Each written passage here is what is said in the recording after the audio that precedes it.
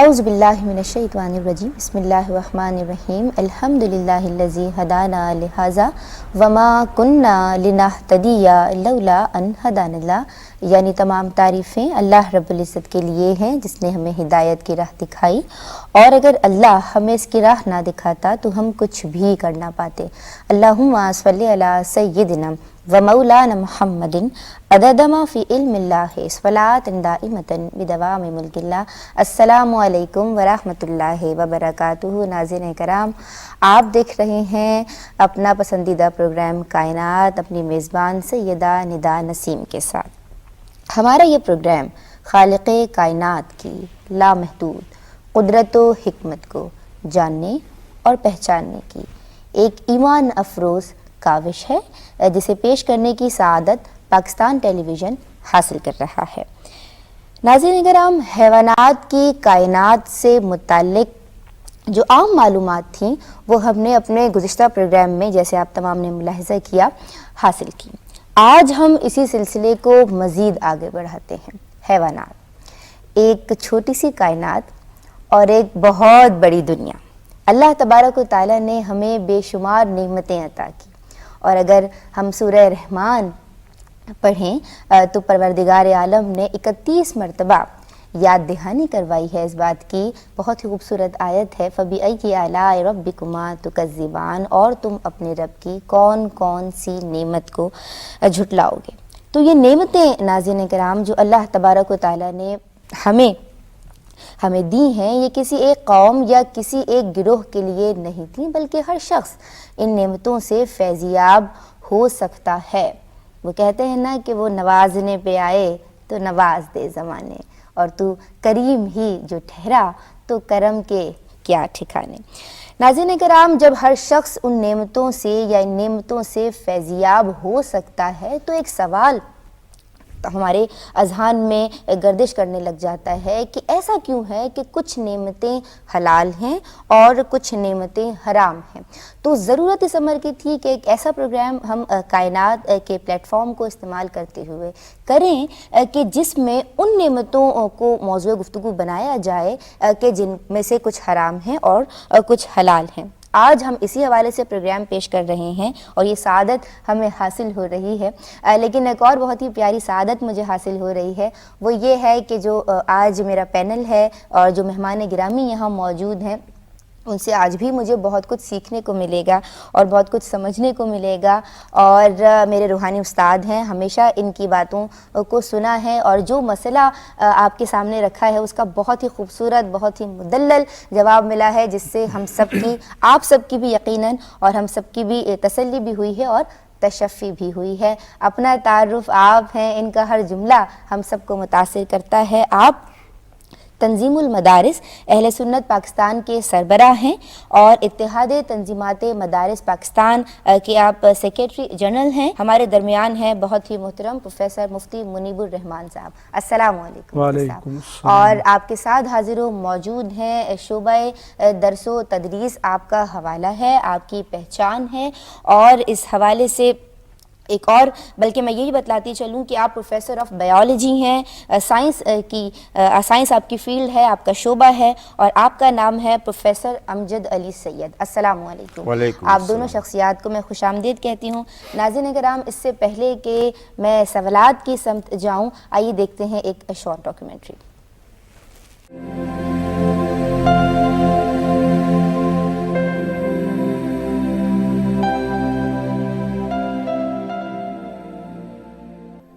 انسانی تاریخ کے مطالعے سے ہمیں یہ پتہ چلتا ہے کہ انسان نے اپنی غذائی ضروریات پوری کرنے کے لیے نباتات کے ساتھ حیوانات سے بھی استفادہ کیا۔ حیوانات سے حاصل ہونے والا گوشت غذائی ضروریات میں پروٹین کا ایک اہم ذریعہ ہے۔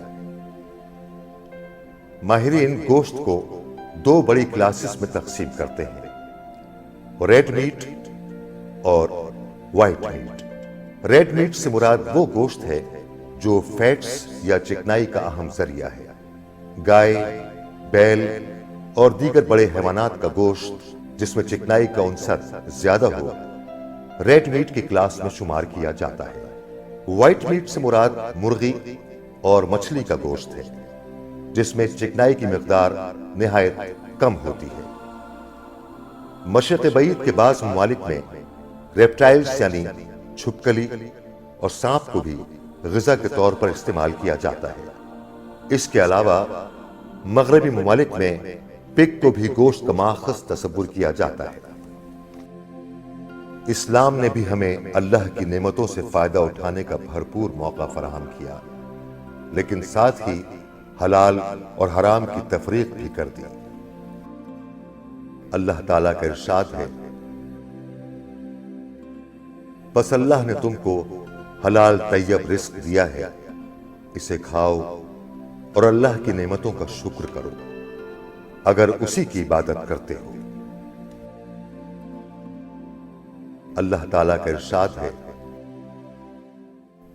وہ انہیں نیک کام کا حکم دیتے ہیں اور برے کاموں سے روکتے ہیں، اور پاک چیزوں کو ان کے لیے حلال کرتے ہیں اور ناپاک چیزوں کو ان پہ حرام ٹھہراتے ہیں۔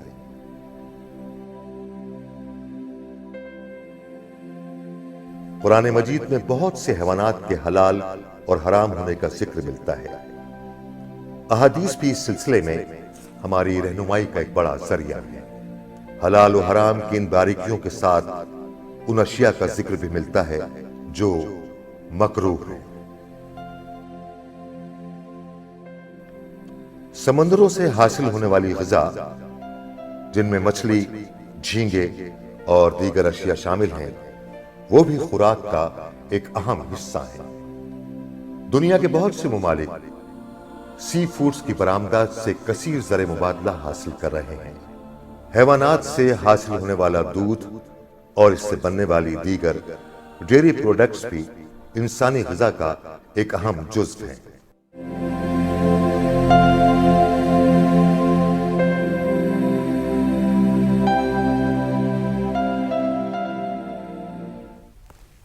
جی ناظرین کرام، ڈاکیومنٹری آپ نے ملاحظہ کی جو یقیناً بہت زیادہ معلوماتی تھی۔ سوالات کی سمت چلتے ہیں ناظرین کرام۔ مفتی صاحب، پہلا سوال میرا آپ سے ہے، اللہ تبارک و تعالیٰ نے جو نعمتیں ہمیں بخشی ہیں ان میں حلال و حرام میں تفریق کر دی، اسلام کے نزدیک مجھے بتائیے گا فلسفہ حلال و حرام کیا ہے؟ اللہ تبارک و تعالیٰ نے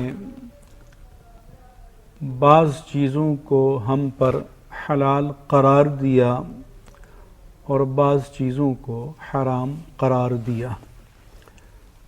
قرآن مجید میں اللہ تبارک و تعالیٰ کا ارشاد ہے، یا ایہا الذین آمنوا انفقوا من طیبات ما کسبتم ومما اخرجنا لکم من الارض، اے مومنوں اپنی کمائی میں سے پاکیزہ چیزوں کو خرچ کرو، یا زمین میں سے جو چیزیں ہم نے تمہارے لیے پیدا کی ہیں ان میں سے پاک چیزوں کو ہماری راہ میں خرچ کرو۔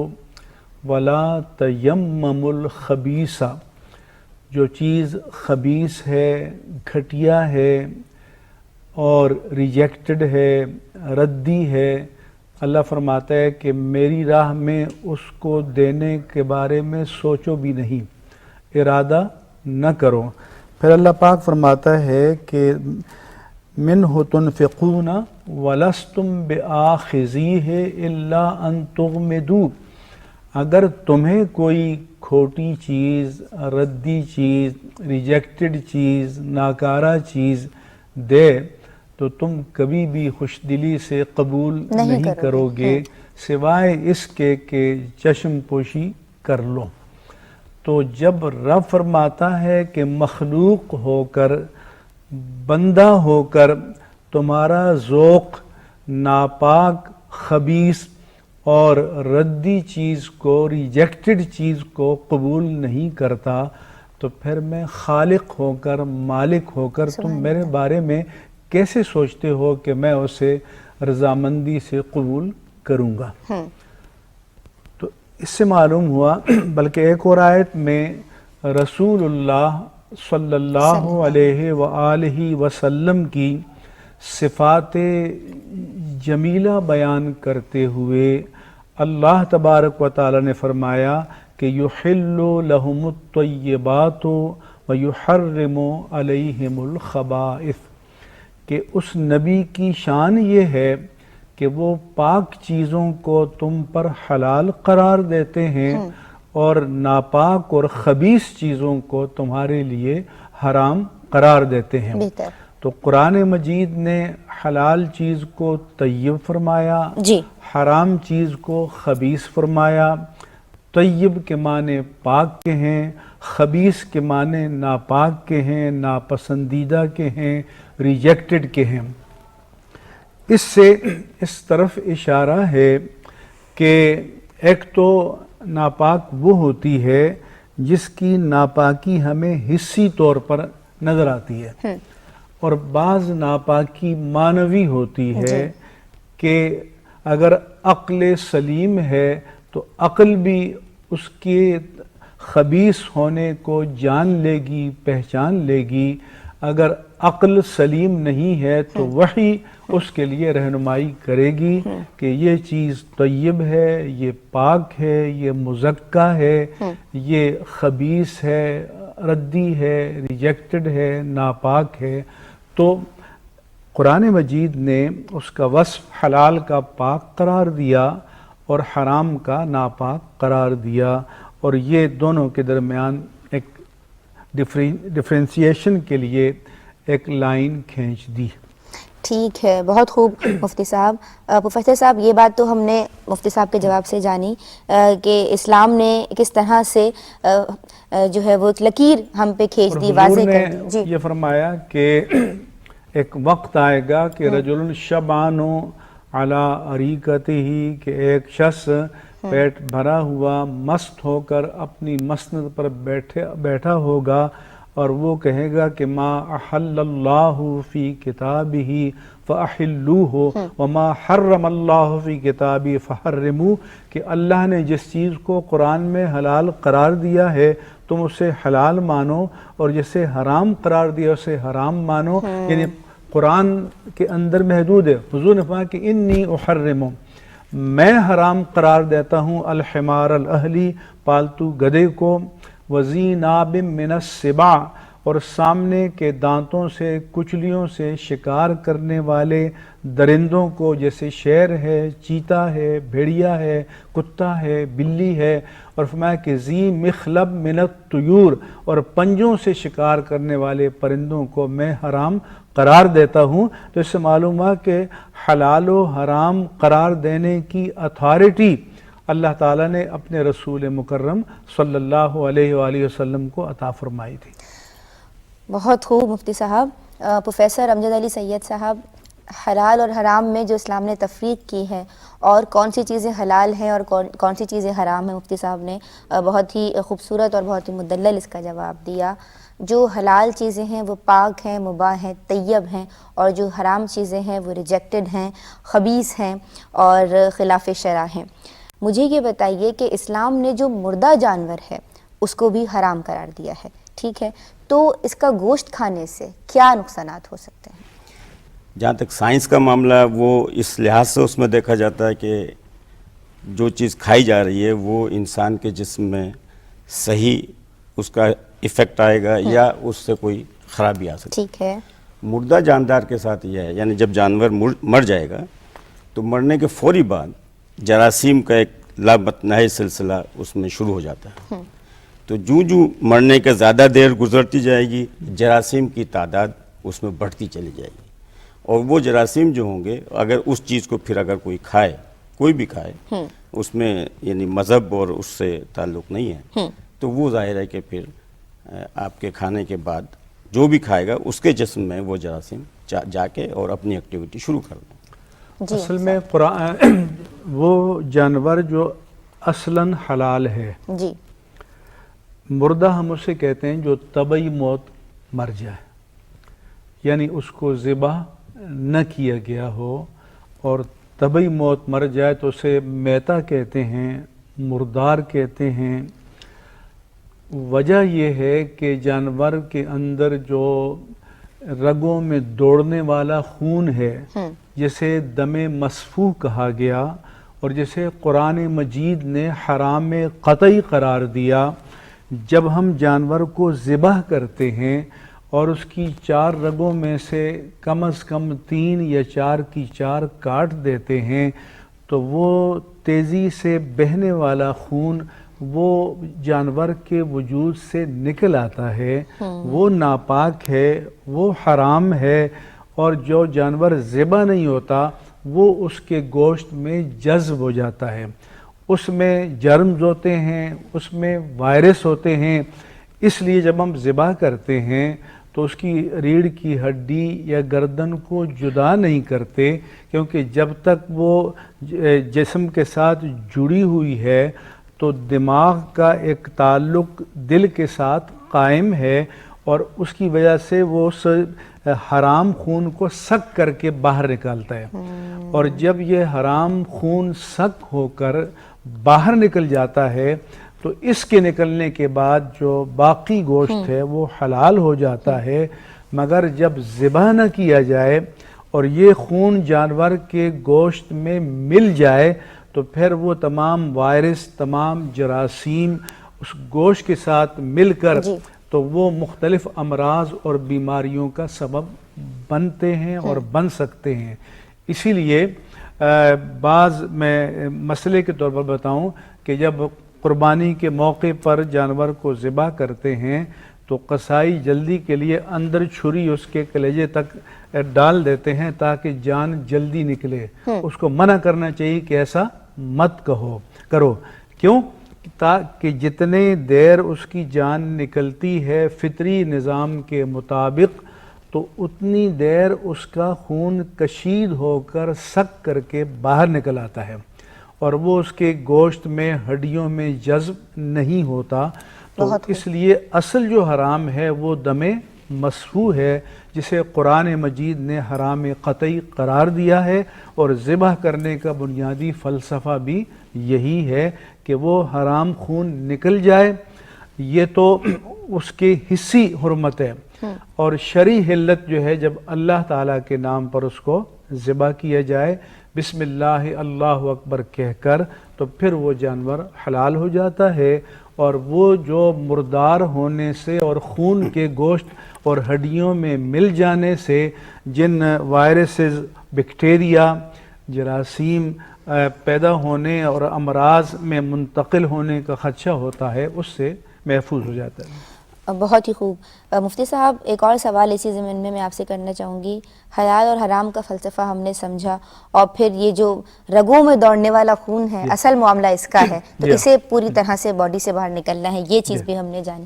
مجھے یہ بتائیے کہ اگر ہم یہودیوں کی بات کرتے ہیں تو اسلام میں ایسا بھی ہوا ہے کہ کچھ حلال اشیاء بھی ان پہ حرام کر دی گئی تھیں، تو میں چاہوں گی کہ آپ وہ اس بات کی وضاحت کر دیجیے۔ قرآن مجید میں اللہ تبارک و تعالیٰ نے فرمایا کہ فَبِظُلْمٍ مِّنَ الَّذِينَ هَادُوا حَرَّمْنَا عَلَيْهِمْ طَيِّبَاتٍ أُحِلَّ لَهُمْ، کہ یہودیوں کے ظالمانہ رویے کی وجہ سے ہم نے کچھ پاکیزہ چیزوں کو ان پر حلال قرار دی تھی، ان پر حرام کر دیا، اور فرمایا کہ وَبِصَدِّهِمْ عَنْ سَبِيلِ اللَّهِ كَثِيرًا، اور وہ لوگوں کو اللہ کی راہ سے کثرت سے روکتے تھے۔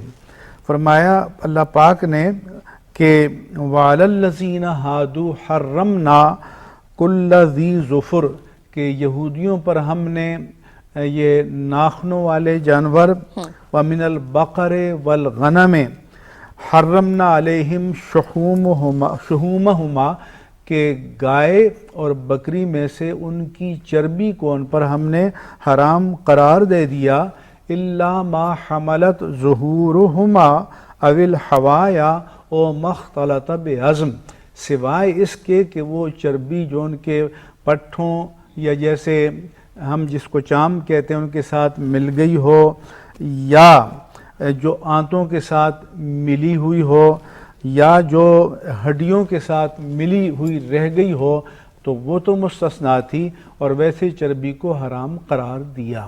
یہ اصلاً تو حرام نہیں، لیکن ان کے ظالمانہ رویے کی وجہ سے۔ کیوں؟ کہ وہ اللہ تعالیٰ کے حلال و حرام کے قوانین کو جیسا کہ وہ تھے قبول کرنے کی بجائے اس میں اپنی منطق اور اپنی طرف سے چیزوں کا اضافہ کر دیتے تھے، اور جب ایسا کر دیتے تھے تو پھر ان کے لیے وہ ضابطہ اور قانون بن جاتا تھا۔